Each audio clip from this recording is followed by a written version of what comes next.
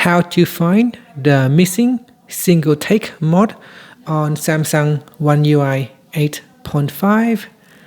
First, tap on the home button to return back to the home screen. Then open up the camera app. Next, tap on the control button and then tap on the settings icon.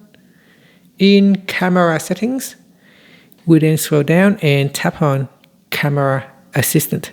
Now, if you do not see camera assistant, you need to download them from Play Store or Galaxy Store. So here, tap on it, and then we scroll down. And in here, tap on single take. So tap on single take, toggle button to turn it on. Once it is turned on, go back to your camera and tap on more at the bottom. And now you should be able to see single take. And from there, you'll be able to take a single take, videos and photos.